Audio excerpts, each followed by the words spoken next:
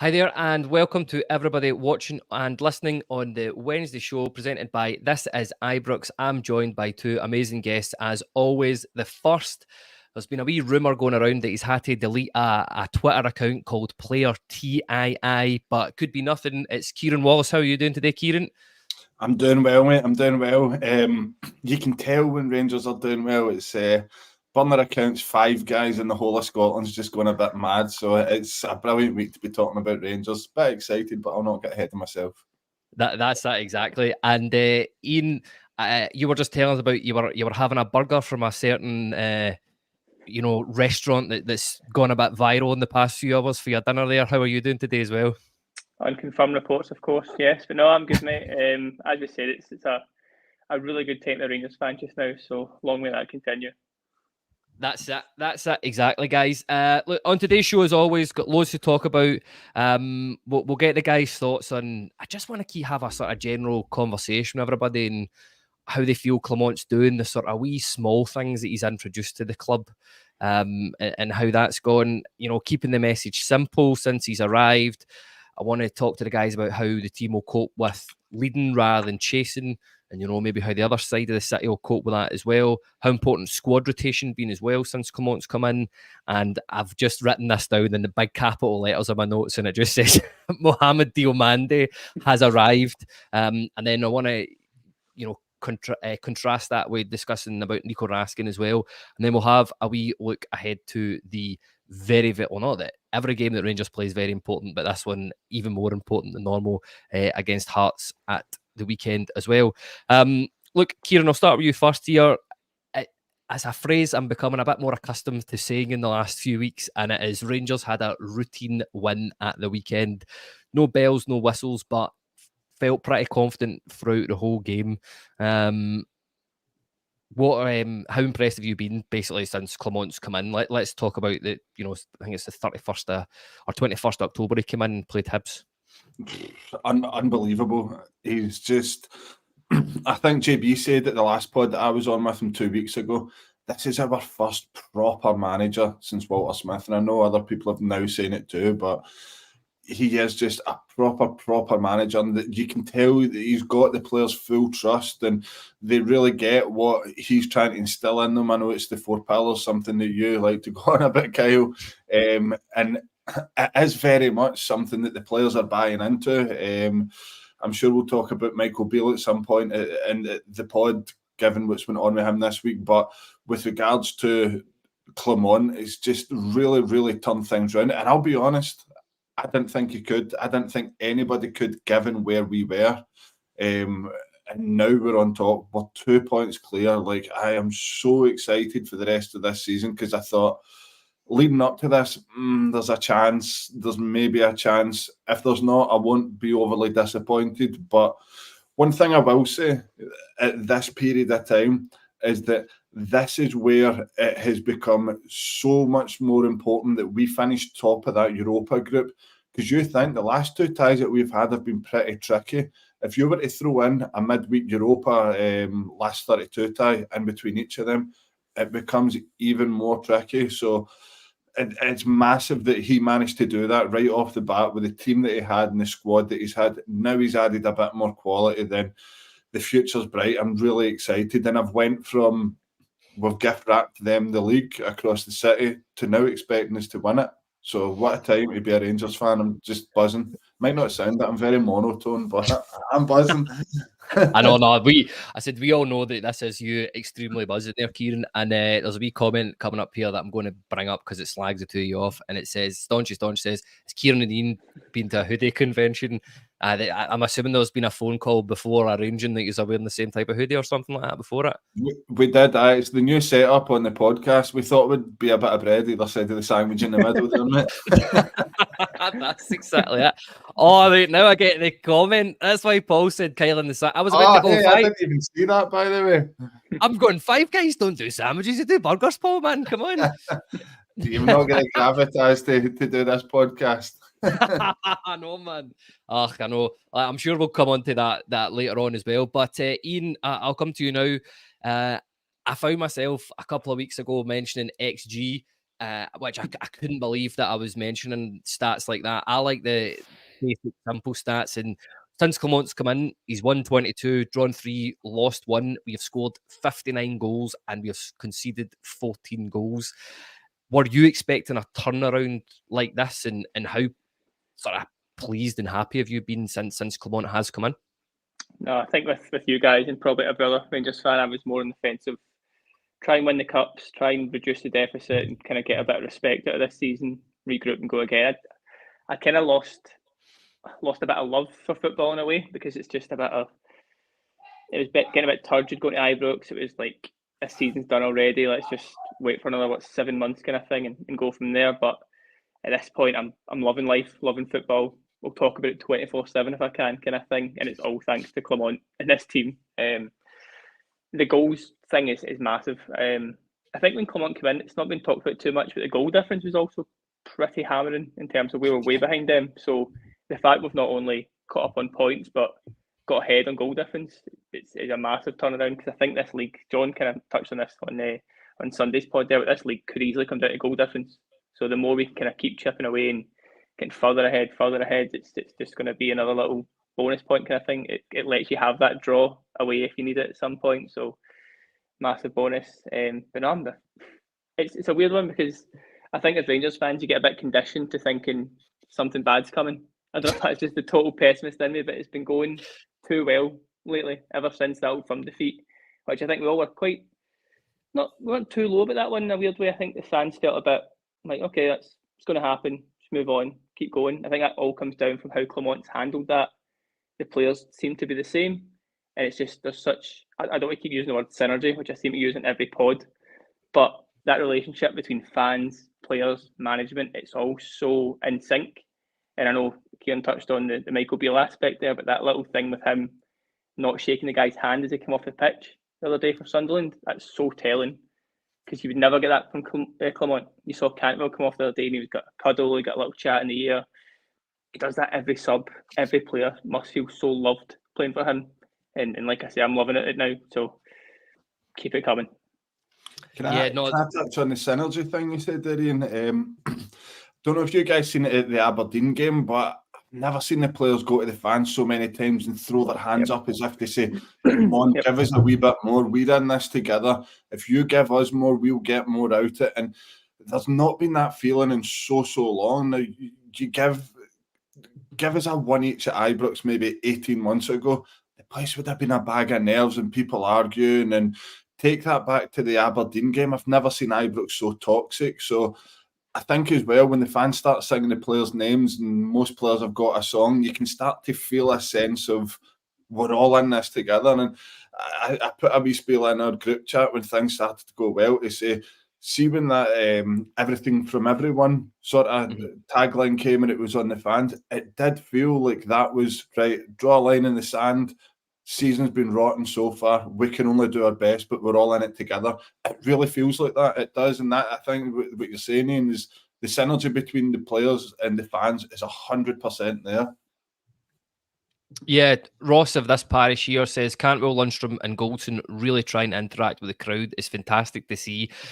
It's whenever, and Clement turning to the fans asking for more as well, a lot from RFC 72 there as well, which I totally agree with. It's been so good to see. But, you know, the point where my head was at when Clement came in, I was like, right, he's in. We just need to be stabilised until the end of the season, and we're looking to build on to next season. And the fact that, as we said, I don't want to say claw it back, because clawing it back to me suggests it's been, you know, desperate in that, but it hasn't. We've just absolutely, it's been like a steam train. And the fact that nobody has mentioned, or I haven't heard anybody else mention this, is we lost our top goal scorer coming back for the winter break, our biggest goal threat. We have done this seamlessly with Abdullah Sima missing.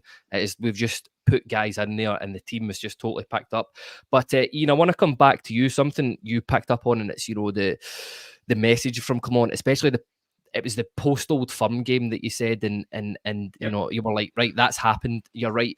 Other seasons, you know, maybe because it was his first game against Celtic that we haven't gone, you know, crazy as supporters, but it's to do his message. I remember him saying in press conferences like, "Look, this team will lose. They will mess up. It's it's not going to be perfect, guys." And I just want to get your thoughts on how simple the message from Clement has been to not only the players, well, predominantly, but the support as well. Yeah, I think the players is the kind of main one for me because, like I said, we were going to games and there was just no buzz about the place. There was no excitement to watch the team because it was so confusing to watch. Like you said before, being XG, I'm a pure stats guy, so I like trying to work out like what the shape is, what the formation is, what the philosophies are, all this crap. But when you watch them, like, I know, act myself saying that, but watching a Bale team, there was no clue.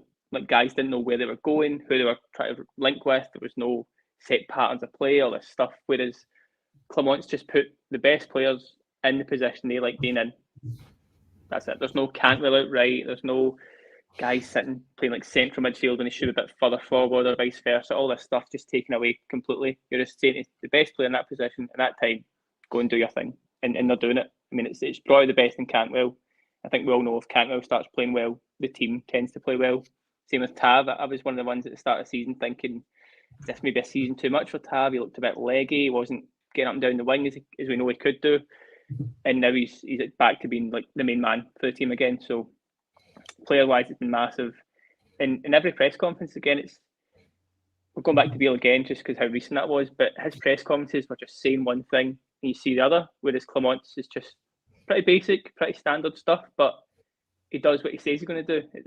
The team looks how he's saying it's going to go kind of thing. And there was that kind of worry for me when Clement was coming in that no one really knew what his style was. It was, how does he play? Does he like this shape, this formation? And it wasn't so much as game by game, but it was kind of like he just does what he thinks is right at the time. And so far he's been near on perfect, which given the squad he took over and the atmosphere of the whole club when he took over, that can't get praised enough, really. Yeah, it's crazy. I think, again, I know I've just said I'm not big on the stats, but there'll be hundreds more stats coming in this podcast. But he's got like an 84% win record since he come in, which is crazy, and that's Wes having no played anybody yet as well. So we'll see how we got on with that as well. But look, Kyran, I'll come to you as well and ask you a similar sort of question. But how important has it been that Clement has come in and he's not overcomplicated the tactics? He's kept roles straightforward, and Iain touched on it there. I thought it was a really good point. He's played players in their natural positions and played the team to suit their strengths.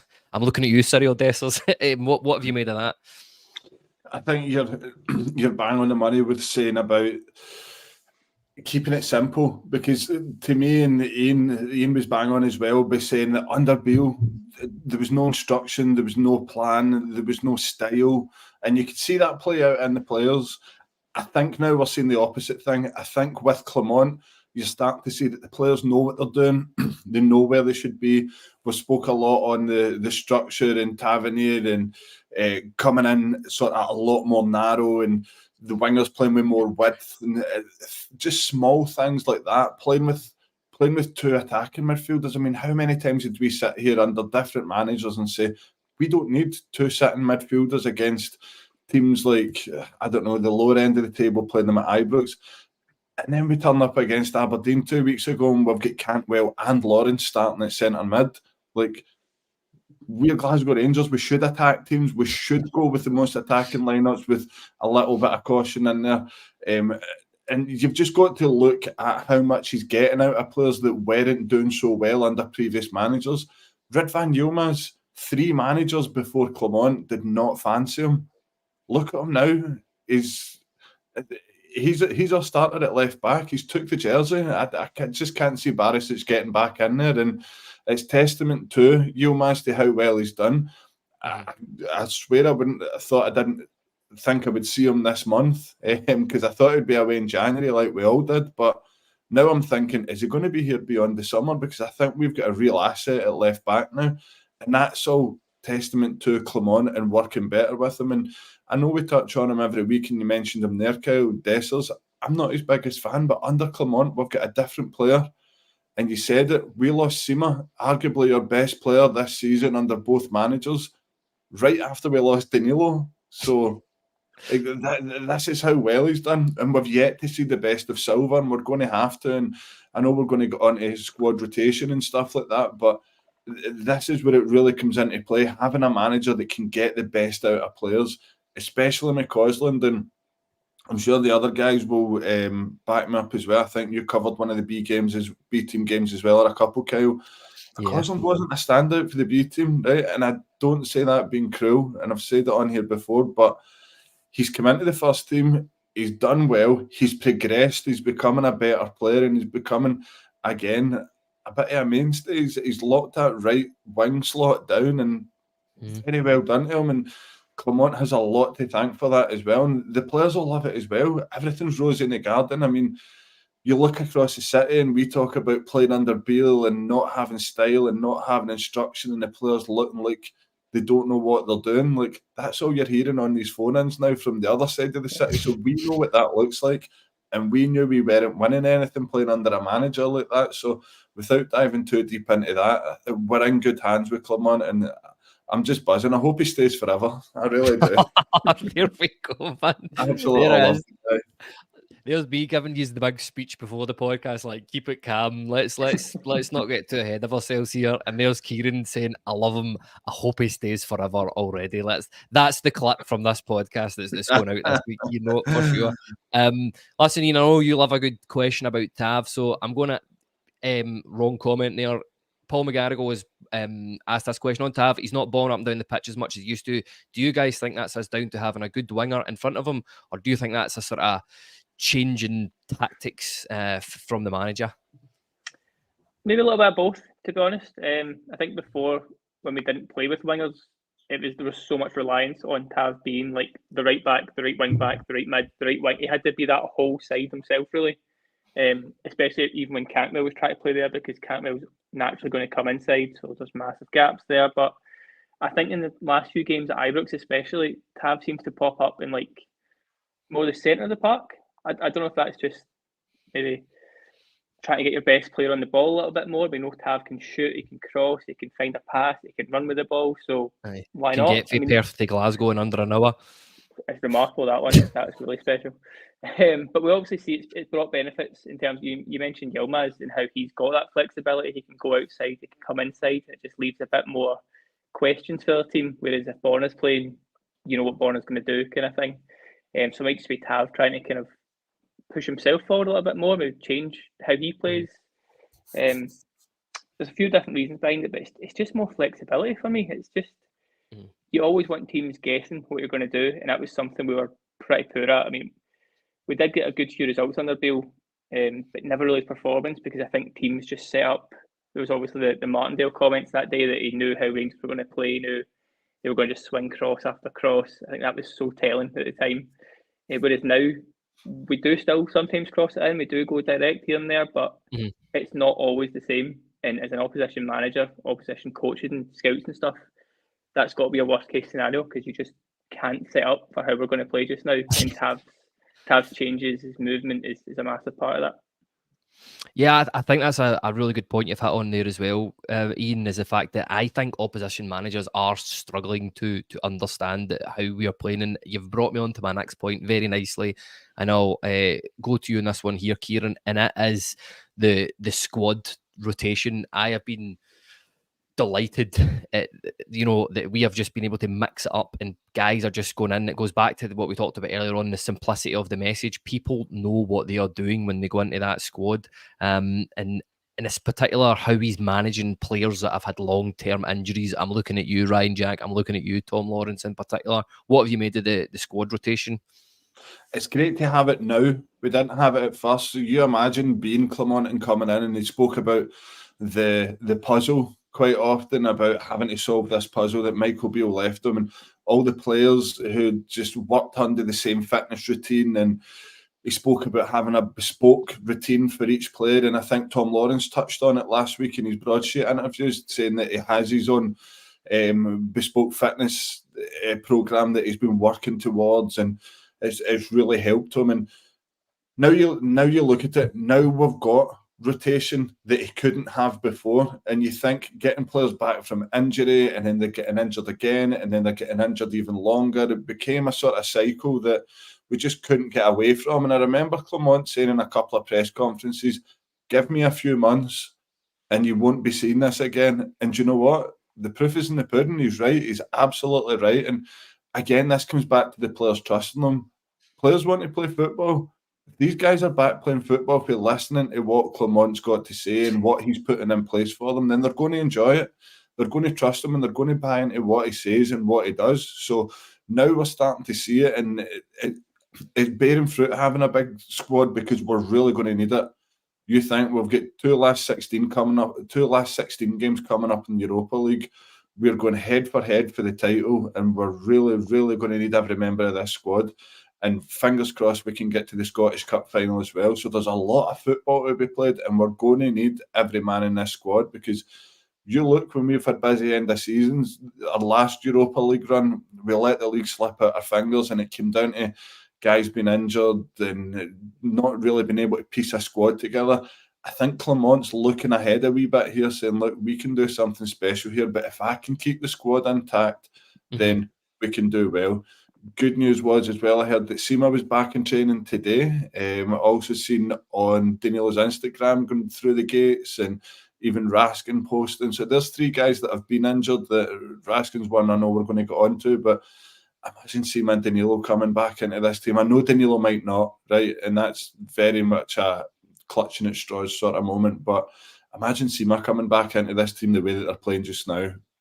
We're good just now, but we really could kick on.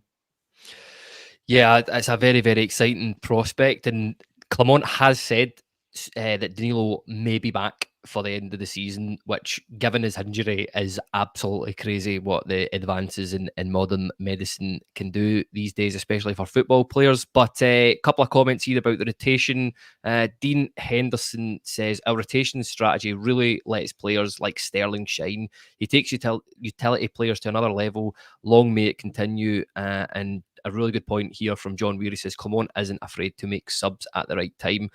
Ian, how important do you think having this ability to now rotate squads, use different personnel, different formations, different tactics, different games, how important is that going to be for the next, I was going to say 12 games for our season? I don't know how many, 12 games in the league until the league's done, isn't it? But how important is that going to be?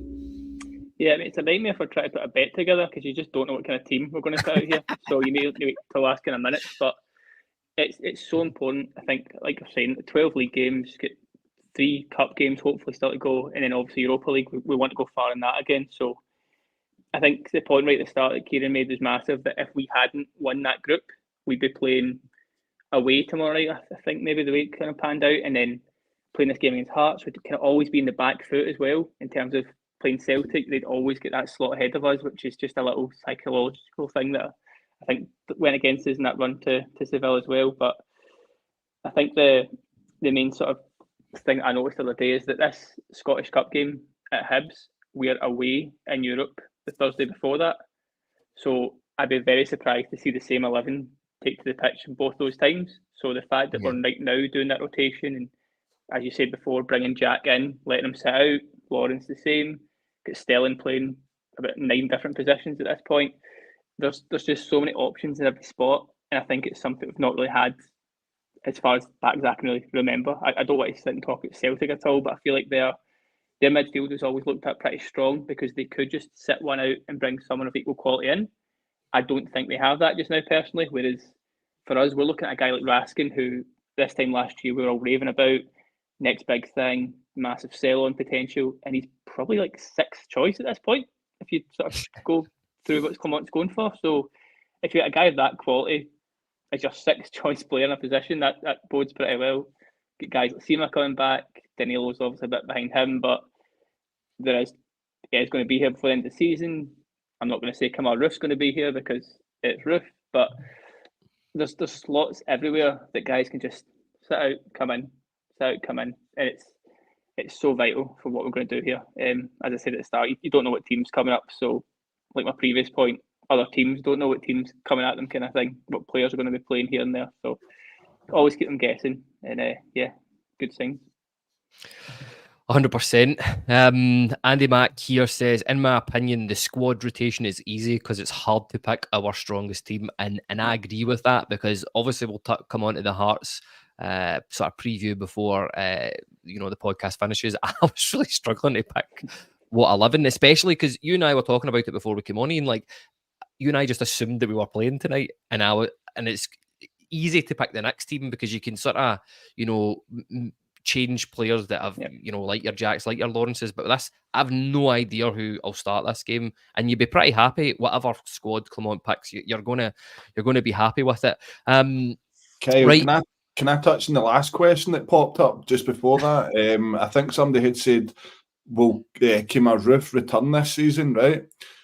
I think this team is crying out for a Kemar Roofe, a penalty box striker that can knock the ball in the net, and it breaks my heart that he just can't stay healthy enough to be in there, because imagine a 55 fit Kemar Roofe in this style of squad with so many chances inside that 18-yard box. He'd eat them up for days. So fingers crossed. I think he can play a big part this season. I really do. Yeah, he's never ruled them out entirely. He said, he's been given a sensible approach to it. He gets asked quite a lot about him in press conference. It's always a kind of last question at the end is, will Roofe be back, by the way? And, he does. He's, I'm not putting a time on it. I'm not putting pressure on it. I feel like that maybe what's happened in the past. Look, do I think Kemar Roofe will be a Rangers player come next season? Absolutely not. But, if it's, good from a professional point of view, just to keep him up and manage him back to fitness so that he can go on and have a bit of a career after us. But that's not what Rangers is all about. But yeah, it'll be good. If he's back, we'll see. Yeah. And you got a couple of compliments here. Sharpie Sharp here says, Kyran, spot on, mate. Roof's brilliant when fit. And Snaky Bear says, totally agree, Kyran. So don't worry, guys. Your £10 from Kyran will be in the post with you both shortly there. All right. I know nobody agrees with me in this house. I'm delighted at that. Look, I'll come to you, Kyran, as well. See, since I've been a wee boy, there's been an Alec Ferguson quote that has stuck in my mind, and it's attack wins you games and defense wins you titles.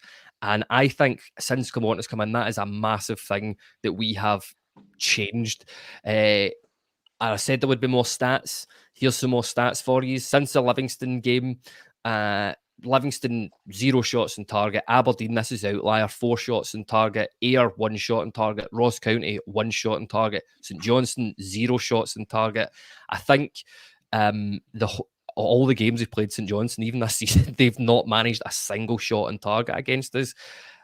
How important has this been? Because I think that's what is making me feel a bit more comfortable, making me feel a bit sane. It's routine, because we're just not giving anything away. Yeah, you've got to love Alex Ferguson taking these sayings out the NFL. That's a very old one for the American football. Oh, there you go. Attack wins you games, defense wins you championships. So Sir Alex, he's bumped that one. Anyway, sorry, we'll get to this.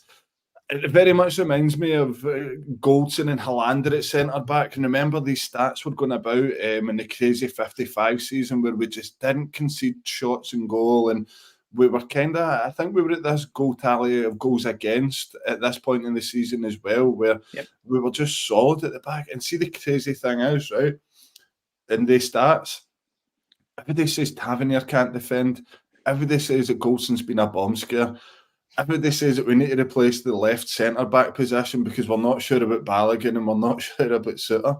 They've been brilliant. They've been outstanding. And look at the strikers they've been up against. Miovski got a goal against us, which was against the run of play.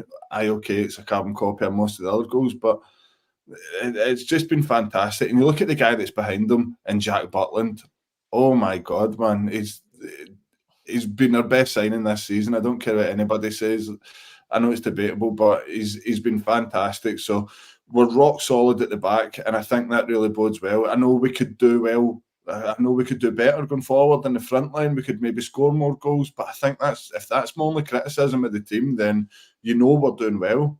So that is just what you've rhymed off there, Kelly, is crazy stats. It is just outstanding defending, and I think that comes down to Lundstrom as well. I think he offers a level of protection in front of the the two centre-backs that we maybe weren't getting before, because the guys in there didn't really know their role, and we tend to get caught the wrong side of the ball often. But considering how much we're on the ball and how high a line that we play, teams do seem to get in behind, that it's testament to how well the defence have played. The stats you've rhymed off are appropriate. Yeah, oh no, listen, see, I think it was that Livingston game that I was covering for this Is Ibrox, and and I was like, I can't remember ever watching a game of football where there's been 0 shots in target from my team, and then just started looking back at it, and I couldn't believe it. But I'll come to you on the next point here. I was actually speaking to a pal earlier on in the week when I was formulating what we were going to be discussing tonight, and as always, he looked at it a totally different way, and he went, "That's 6 shots, and we've conceded 2 goals from it." So I suppose you could look at it from there as well. And Robert Lynch also here says we can still be susceptible to one long ball over the top, which I get, fair comment, but it's not just the defence that has been contributing towards the lack of shots in target. It's been the rest of the team as well. Would you agree with that? Yeah, no, totally. I think I'm kind of stealing John's point that he made in a couple of comments ago, but it does start from the attack. You see Dessers. I think Dessers has been pretty good all season, really, in terms of pressing from the front and running at people. But he always had this bad habit of just running when it was not the right thing to do. So as soon as he was doing that, a goalie was just passing at a defender, and then suddenly that's a man taking out straight away. We're on the back foot kind of thing. Whereas now he presses with the team. Same idea with Silva. Silva's great for it as well, to be honest. But they press all together. So if you do break that first pass, there's just a guy running at you straight away. Cantwell's obviously great at it. Touched on Lundstrom. He's been an animal the last few months. A massive part of why we're getting no shots conceded. But even if you look at it further back, like I used to get so nervous at conceding corners, and we seem to not concede a lot, but give away a lot of daft corners, which would lead to chances. And I think when we had McGregor, especially, you're just so much anxiety and fear of what's going to come from that one ball in the box. Whereas we don't give away many corners anymore. We obviously don't give away many shots, and anything that does come into the box, Butland just grabs. It's so much easier for the heart for this style of play and this defensive shape we've got just now. But you're spot on. Defences win leagues. It's proven, and I think we've got enough about us now that the way we're playing, when we get that first goal, obviously in the moment you're still got a bit of anxiety, a bit of fear that, oh God, what if they score and equalise kind of thing. But it sort of touches back on one of our first points we made tonight, that the fans are staying with them. Like you touched on the Aberdeen game, and that could have been a bit toxic at 1 each with 20 minutes to go. But when Ross Scounty equalised just a couple of weeks ago, that could have easily went toxic, especially the fact it was that one ball over the top, which the other comment referred to, and it's the same kind of goal we see conceded. But everyone was pretty calm, given what was at stake that night in terms of we could have went top of the league. But it's just a case of, that's a goal, but we trust this manager, we trust this squad that they'll fix it, and touch wood, they've been doing that ever since. So yeah, it's a massive plus for this defence. Again, the point you touched on, it's not been a settled back four at any point really this season.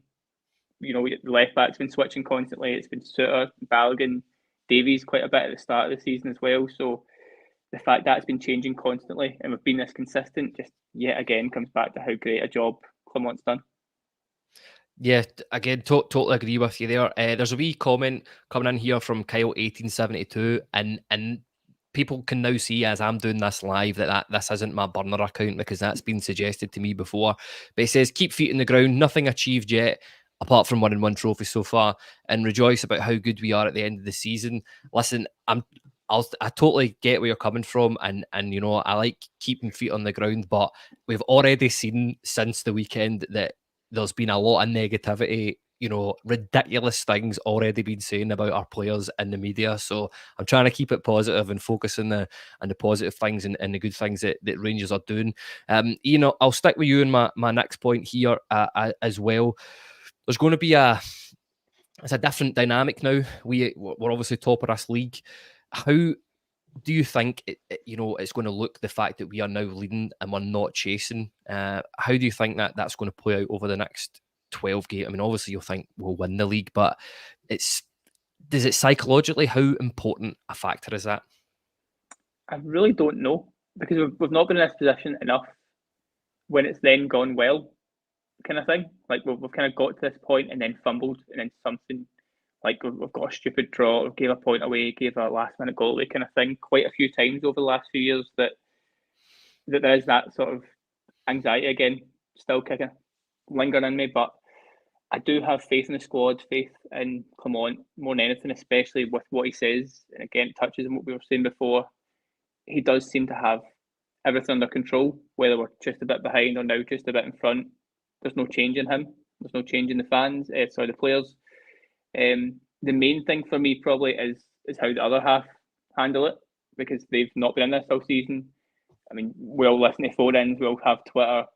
There's absolute meltdown going on over there just now, so we need to just kind of stay in our lane a little bit. Just that comment is pretty spot on. We're all going to get excited. We're all going to get a bit giddy at this point for how well things are going, but our next two games are pretty massive. I mean, you couldn't pick, I know you're going to touch on it later anyway, in terms of like lineups and stuff, but you couldn't pick two harder games to be playing right now, probably including Celtic, if you look at it purely for how, like, form tables kind of thing. Hearts are flying. Kilmarnock away is never easy. Always comes with that pitch, that scenario, that environment. We've not done too well there this season, so if we come through those two games with 6 points, I'll have a much, much more confident stance in terms of compared to right now. But it's a proper born answer. You hear it from every player, but it's really just game by game and just try and keep the focus as best possible for now. Yeah, that's it. And there's a couple of good comments coming in here as well. Hugo Bear says Clement is keeping everyone grounded, and this could be Clement's burner account here. Kyle1872 says momentum is with us. Don't change what we're doing. If we empty the tank on every game and stay humble, good things will happen. I'm almost hearing that in a Belgian accent when I'm reading that out there. The only thing he's not mentioned in the story. Yeah, that's it, exactly.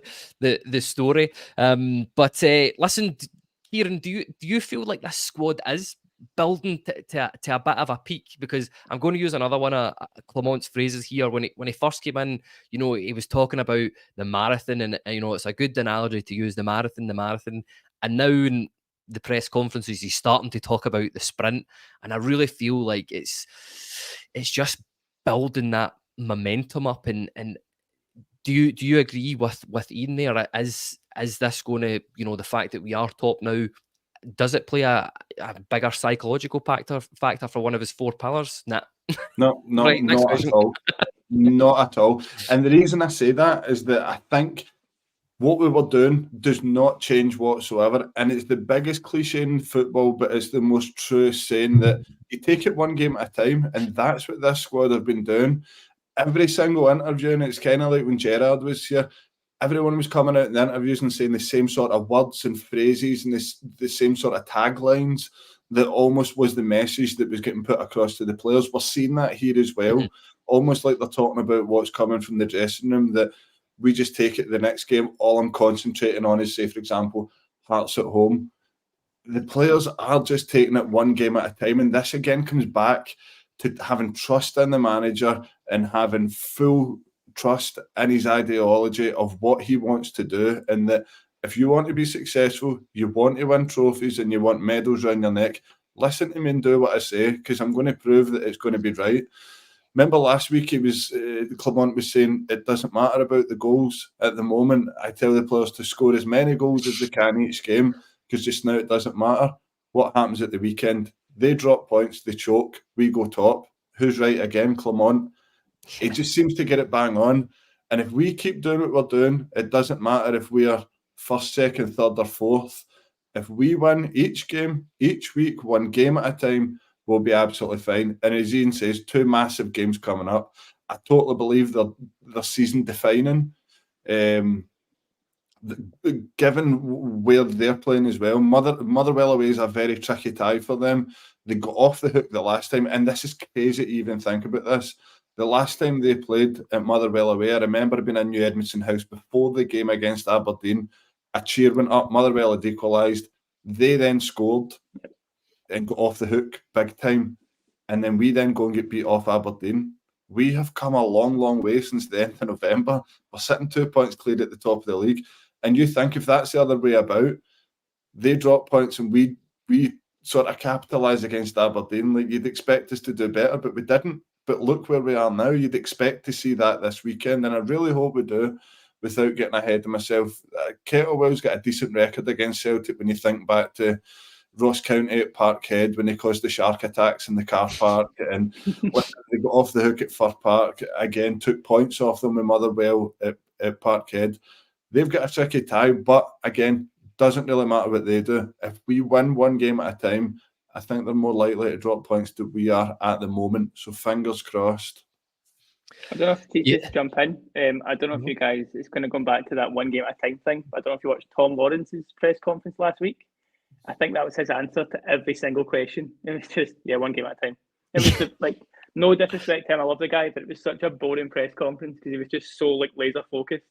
And I think every press conference from the players just now is going to be that exact setup. So, don't be getting too excited for any press conferences coming out in the near future.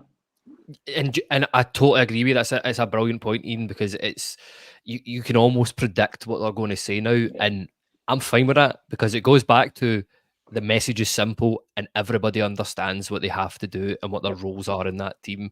And even we touched on it. I even go to the fans. The fans, not that we don't understand what our roles are, but it's just he's been clever on keeping us very on side. Look, I'm just going to bring up some comments here, just the sort of last bit of Clement love for the podcast before we go on to talk about some other stuff here. Paul McGarrigle says Clement won't let the standards drop. Robert Rankin says, I think Philippe can win in Europe. And Snaky Bear says Phil is now getting players back to choose from. So it's looking good in the world of Rangers. Oh wait, there's one last one. Hugo Bear here says Clement is meticulous in preparing for each game. Look, let's shift on to talking about a couple of players before we go on and get our thoughts on the Hearts game. I'll start with you, Kyran. Mohamed Diomande. That's all I'm going to say. I was very impressed by this guy at the weekend, and I'm really looking forward to seeing more of him in a Rangers shirt. Yeah, 100%. I think we've only dipped our toe in the water as far as he's concerned. We've only seen one game in the position of his preference. I think playing him as a 10 at Ayr. I don't know if he's a 10 to be honest, but I've not seen enough of him.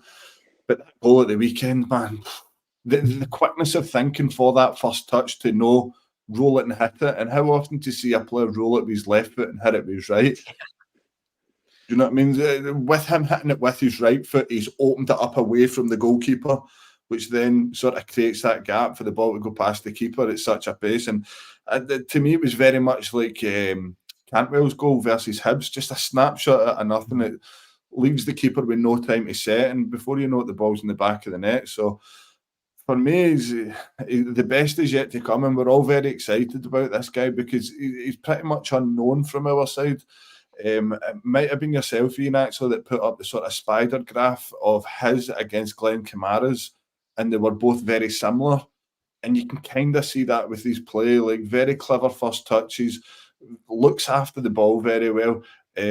Unlike Glenn Kamara, it looks like he can shoot. So I think he's going to be a key asset more next season than this season, but he's going to play a big part in the running, and then next season he's a nail on for our centre mid spot, and you can see why we've pushed the boat out and spent money on him when fans were screaming to spend the money elsewhere. These guys know what they're doing, and I hope that really does continue. So no, I'm really looking forward to seeing him. Apparently he's pretty tall. He doesn't look tall to me, but I apparently is quite lanky.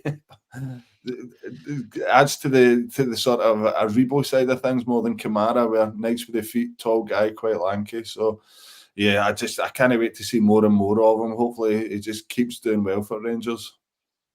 There we go. And we've got an admirer in there. Ross says, Kyran knows the way to my heart. Mentioning Ross, like all the same players. Ryan Kent, Glenn Kamara.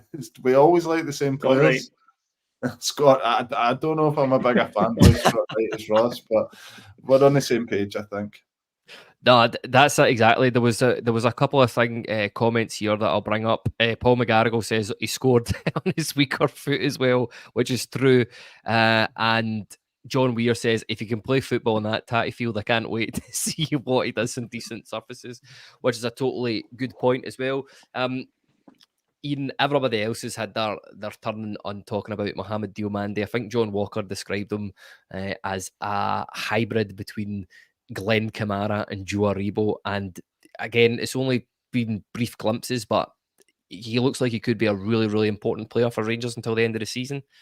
Yeah, you can totally see the comparisons. He seems to have like the good points of both, which is a massive bonus, because I think on their own they were both great players for us.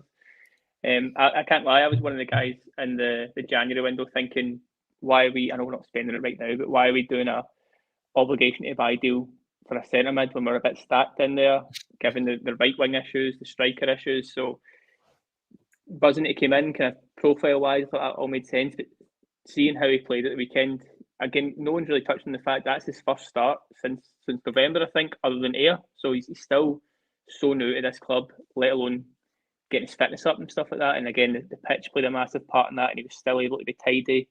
The fact that he came on against Aberdeen and within a minute flicked the ball over someone's head, I was bought in right then, to be honest. That was me.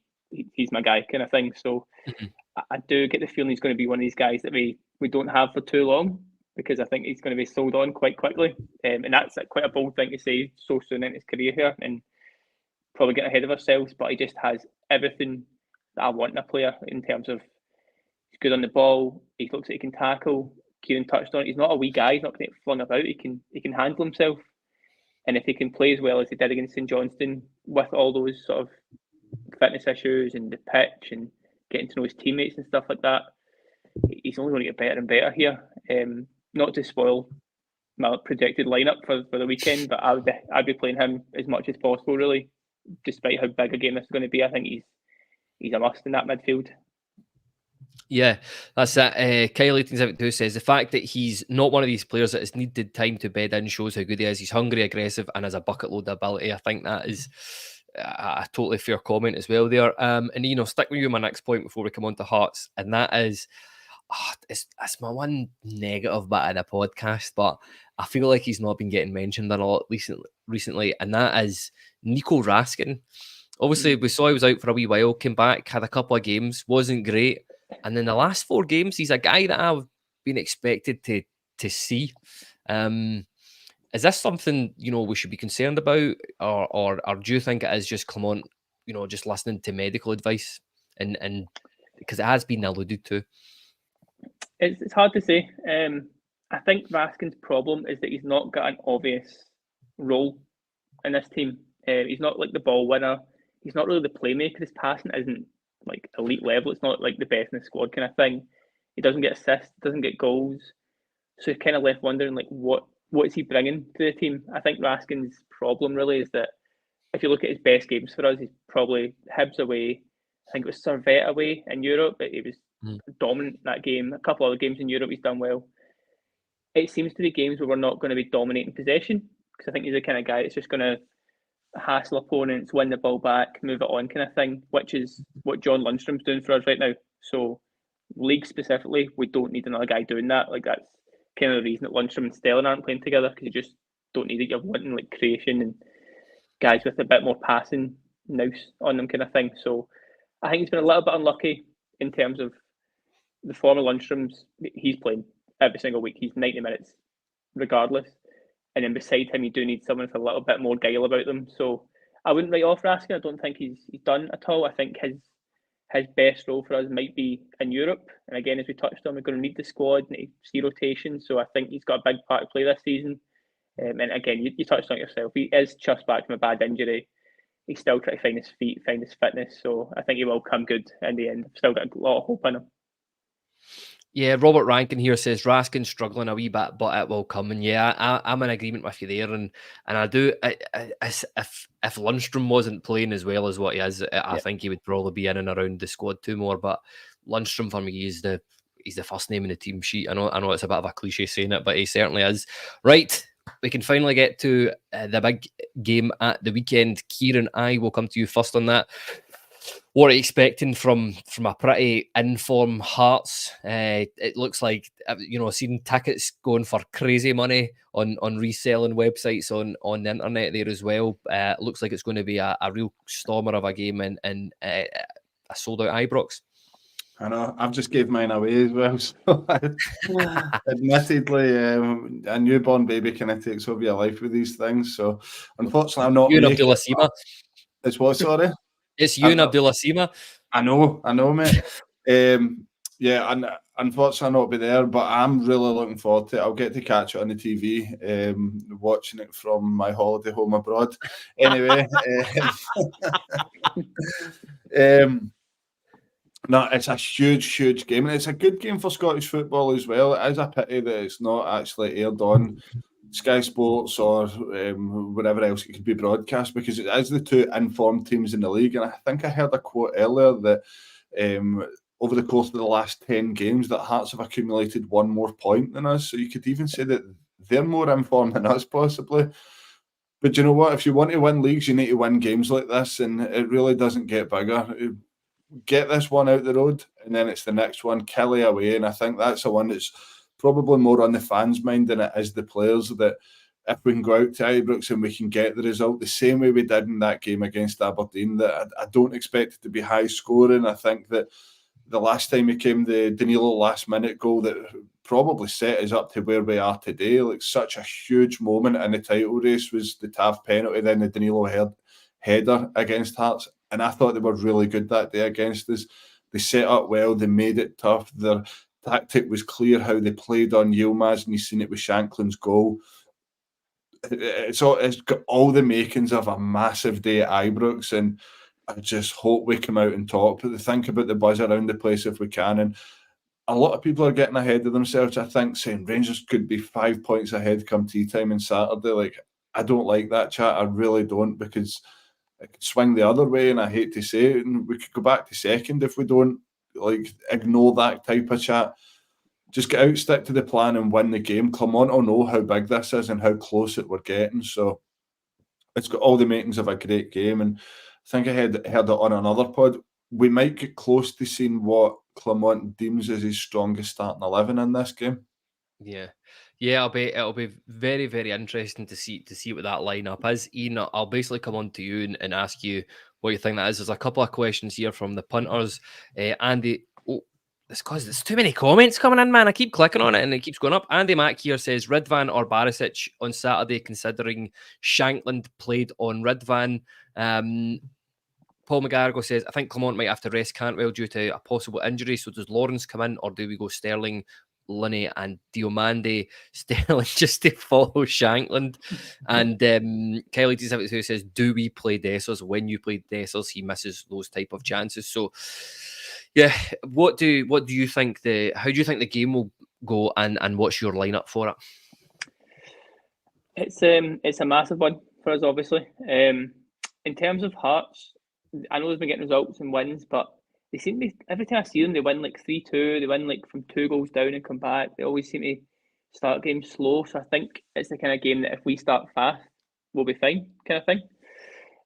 Obviously going to come with confidence, but if we can kind of get the crowd up, which they obviously will be, it's sold out Ibrox, it's going to be wild. Get the crowd with the players. I'm sure the players will be hyping us up as much as they've ever done. Obviously, we touched on that earlier. I'm sure that'll be happening, but I think it's kind of as Kyran said. If you want to win league titles, you need to win your home games. You need to win the big games. And as a guy who's looked at this from the opposite side a lot of the time, we also have been chasing Celtic for so long. And you look at like potential banana skins kind of thing. We done that at the weekend. I saw Kilmarnock going there. I thought, well, it's Kelly. They can nab a goal, get an equaliser, and they obviously did. Mm-hmm. They're going to be looking at us the exact same here. They're going to be thinking, right, Hearts at home, that's a tough game. Hearts are in form, blah, blah, blah. So if we can win that, that's such a mental like punch to them kind of thing that it's only going to be positive for us. Team-wise, I really don't know. I don't know. I like I said before, I think Diomande should play for how good he's been, but I wouldn't be sad if Sterling started kind of thing. Like I think he's been used and done so well for us. I just don't know if that's kind of. I thought he'd play against Aberdeen back in that game, thinking it's a big team coming to Ibrox kind of thing. But Clement obviously backed his team to do well, so we could see that again. But it's more like the left wing slot that I'm not too sure about really, in terms of the whole pitch, because obviously Matondo's had his injury. I wouldn't be shocked to see Sterling out there again, even though I didn't think that really worked. But again, it's just going back to it. There's no obvious lineup for us when you sort of go out of defence. So it could be a number of different options here. But again, the big plus point is there that if it's maybe not working or we're still level, we're going to have so much quality to come off the bench, which could nick that goal for us in the end. If we have another 2-1 game like we had before with a 96-minute winner, whatever it was, then I'll take that at this point. So a lot of questions to come. That's it. Colin Cameron comes in here and he says, I don't think Clement has a strongest starting 11. He tailors his team on a match-by-match basis. Snaky Bear says the gaffer has a headache and that's why he gets the big bucks, but this is where we have not. I feel like we've not been like this in a while. That it's a good thing that we don't know what our strongest 11 is, because we were moaning about the rubbish that we're having to play before.